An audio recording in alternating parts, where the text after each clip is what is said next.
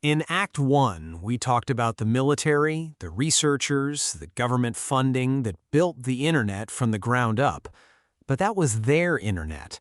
The question is what it looked like for everyone else, for ordinary citizens who had no university login, no government contract, no institutional access, people who just heard that something was out there and decided they wanted in. To understand any of this, the bulletin boards, the communities, the whole pre-AOL era, you have to understand what it actually took to get online, physically, in your house. You needed a computer. In 1982, a Commodore 64 would run you around $600. That's roughly $2,000 today. An Apple II was more. An IBM PC was significantly more. This was not casual spending. This was a deliberate investment made by people who believed, on some level, that computers were worth understanding. And then you needed a modem, which was its own separate purchase. The industry standard by the early 1980s was made by a company called Hayes, the Hayes Smart Modem. In 1981, a Hayes Smart Modem 300 retailed for around $300. The 1200 baud model, which came out in 1982 and actually made browsing tolerable, cost closer to $700. In today's money, you're spending over $2,000 on the device that lets your computer talk to a phone line before you've dialed anything, before you've connected to anything. And then you needed a phone line, which you already had because everyone had a phone line.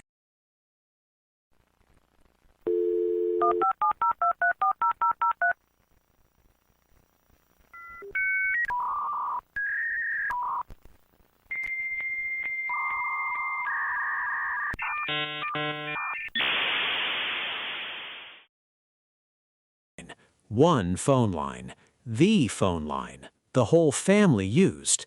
Once you had those three things, a computer, a modem, and a phone line, you had this. And while you were going through it, Grandma was calling. Busy signal. Calls back an hour later. Still busy. An hour after that. Still busy. Because somewhere in that house, someone is online, and the phone isn't a phone right now. It's a data pipe.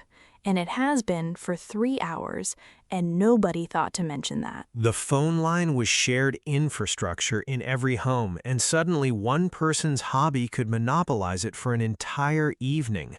Families negotiated. Parents set time limits. Teenagers snuck online after midnight when the rates were cheaper and the household was asleep. The first real social conflict of the internet age wasn't about content or privacy or screen time. It was the phone. I want to take you back to where this all started. January 1978. Chicago is buried. 2 feet of snow on the ground. Drifts piling to the rooftops. The worst blizzard the city had seen in decades. The roads are impassable. Nobody's going anywhere.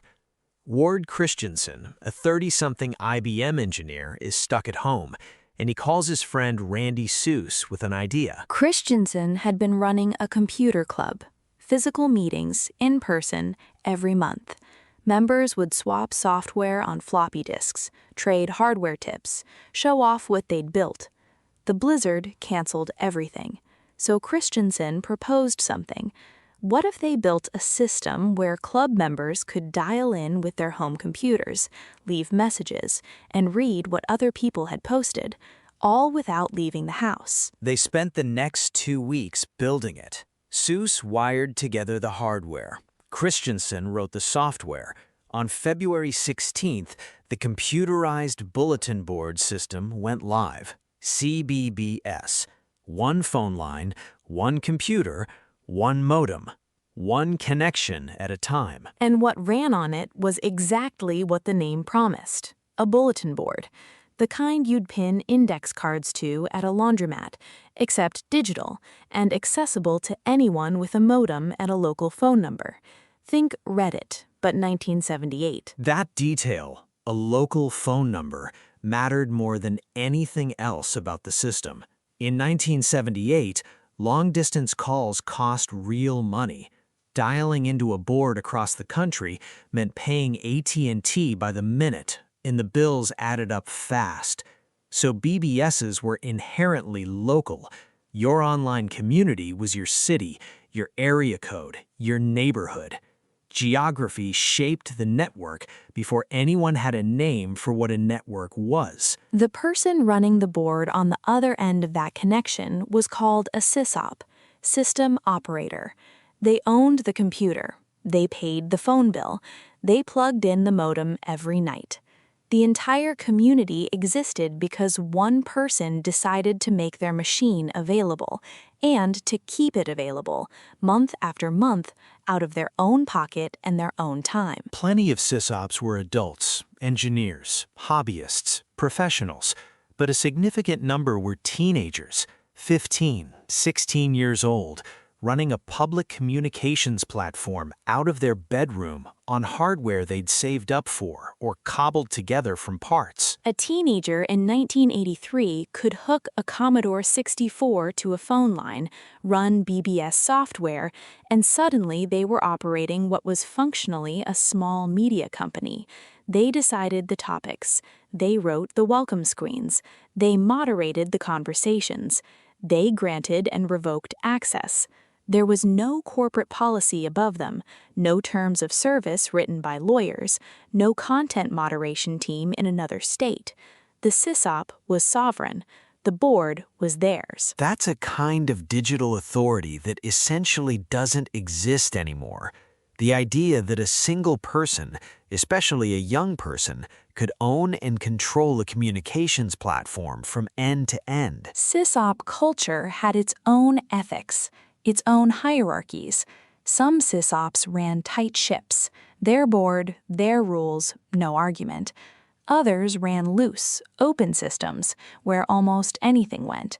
Some boards were for programmers, some were for gamers, some were for political discussion. The range was enormous, precisely because there was no central authority imposing uniformity. Each board was its own thing, shaped entirely by the person running it. By the early 1980s, you have hundreds, then thousands of these boards springing up across the country, each one independent, each one local, each one a tiny sovereign territory, but they can't talk to each other. A message posted on a BBS in Austin stays in Austin. In 1984, a programmer named Tom Jennings came up with a solution. What if BBSes could automatically call each other late at night when long-distance rates were cheapest and exchange messages? He called it FidoNet. You post a message on your local board. Overnight, your board software dials another board, transfers the message. That board dials another and another. Through relay chains, a message posted in one city could propagate across the country, board by board, call by call. Not instantly, it might take days, but it got there. The 2 a.m. window, between 2 and 4 in the morning, when long-distance rates dropped to their lowest, BBSes across the country would wake up, dial each other, swap their queued messages, and go back to sleep. The entire communication infrastructure ran in a 2-hour window in the middle of the night, every night, because that's when the phone company charged less. The network had a rhythm tied to the physical world. Phone rates, time zones, the cost of a long-distance minute at 2 a.m. versus 2 p.m., and the sysops eating those overnight bills voluntarily out of whatever conviction kept them plugged in were the only reason the network existed at all. FidoNet started with 2 nodes, Tom Jennings' board in San Francisco and one in Baltimore. Within a year, hundreds. By the early 1990s, FidoNet connected roughly 40,000 nodes worldwide. No corporation operated it, no government funded it, no venture capital backed it. 40,000 individual human beings keeping a network alive with their own phone lines and their own electricity and their own time. And then there's the well, which was something different.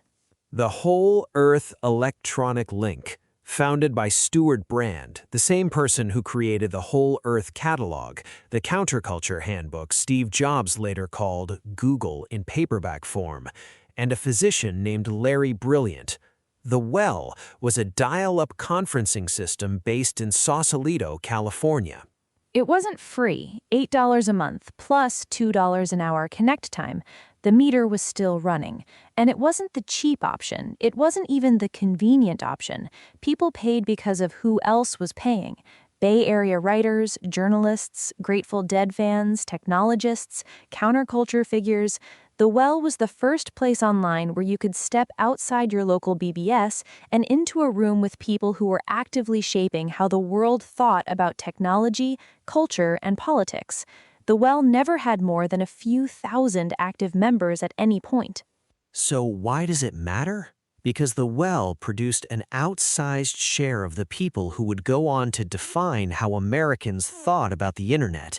Howard Reinhold, who wrote The Virtual Community, one of the first books that argued that online relationships were real relationships, was a Well member. John Perry Barlow, who co-founded the Electronic Frontier Foundation, developed his ideas about digital rights through conversations on the Well. Journalists from Wired, from national publications, they were there. When they wrote about what the internet meant, they were writing from Well experience. The Well didn't shape the internet's infrastructure, it shaped the internet's mythology. And the Well had something the BBS world almost never did: real names. On a BBS, you picked a handle: Shadow Fox, Cyber Wizard, whatever you wanted. Nobody knew who you were. The Well required your actual identity. People used their real names. You were accountable to what you said because everyone knew who you were, which created something particular: conversations that could be heated, even brutal, but that carried consequences. You couldn't vanish behind a handle. Your words were attached to your reputation. That accountability was rare. Most of the online world ran on pseudonyms.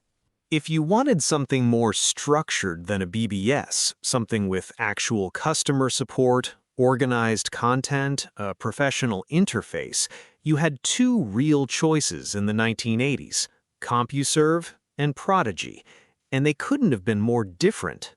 CompuServe was first, 1979. The company had been running a time-sharing business since the late 1960s, renting mainframe computing power to corporations during business hours. Someone noticed the mainframe sat idle at night. Why not sell that excess capacity to consumers? So CompuServe opened its doors to anyone with a personal computer and a modem. Text menus, stock quotes, news, weather, databases, structured, hierarchical, organized, and priced for people who valued information enough to pay by the minute for it. $6 an hour at off-peak times, $12.50 during business hours. If you were reading slowly and at 1200 baud, with text appearing roughly as fast as someone typing in front of you, you were reading slowly. $6 could buy you a remarkably small amount of content. The anxiety was real. Every minute had a dollar value attached to it. You got in, found what you came for, and got out. The meter was always running. But CompuServe did something in 1980 that mattered more than any database or stock ticker. It launched the CB simulator. Named after Citizens Band Radio, the truckers' communication system that had become a cultural phenomenon in the 70s, the CB simulator let users talk to each other in real time. Type a message, hit enter, someone across the country saw it immediately, not stored and forwarded overnight like FidoNet, live, synchronous, conversational. This was 1980. The Well wouldn't exist for another 5 years. The World Wide Web was a decade away.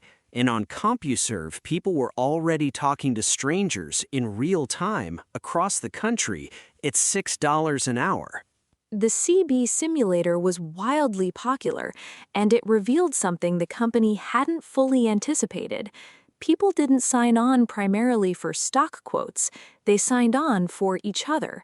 The social features drove usage, the informational features justified the business plan. What CompuServe didn't fully anticipate, in what every company that followed would have to reckon with, is that people went online for connection, not primarily for information. The reason people kept dialing in was each other. And then there's Prodigy, which tried to solve the equation in a completely different way. Prodigy launched in 1988, a joint venture between IBM and Sears. That Sears, the retailer where your grandparents bought their TV. Two of the largest corporations in America pooling resources to build an online service. The capital was essentially unlimited, and Prodigy's first innovation was its pricing. $9.95 a month for basic access. Flat rate, not metered. That single change transformed everything. When the meter stops running, people behave differently. They linger, they explore, they read the whole thread instead of skimming the first post and logging off to save money. The flat rate didn't just change the economics, it changed the psychology. CompuServe's users were frugal by necessity. Prodigy's users, for the first time, could just be online without watching the clock, without calculating whether this post was worth another 40 cents. And Prodigy had a second innovation: advertising. Prodigy embedded banner ads at the bottom of nearly every screen. The business model assumed that ad revenue and transaction fees from online shopping would subsidize low monthly fees. The model never quite worked. Advertisers weren't convinced. The shopping revenue didn't scale. But the logic they were chasing was real. Advertising subsidizes access. Access drives audience. Audience attracts more advertising. That cycle would eventually power Google, Facebook, and every free service on the modern web. Prodigy was running the play in 1988. They just got there before the infrastructure existed to make it viable. But Prodigy had a problem. Two problems, actually. The first was ideological. Prodigy was backed by Sears and IBM, companies with brands to protect, shareholders to answer to, so Prodigy aggressively censored its message boards. Posts were screened before publication, content deemed offensive, controversial, or overly critical of Prodigy was removed. Users who complained about censorship had their complaints censored. Which created a revolt. Prodigy's own users organized campaigns against the company's moderation policies. Some were banned for protesting. The whole episode became an early, vivid demonstration of what happens when a corporation tries to host public conversation while controlling what that conversation contains. The second problem was structural.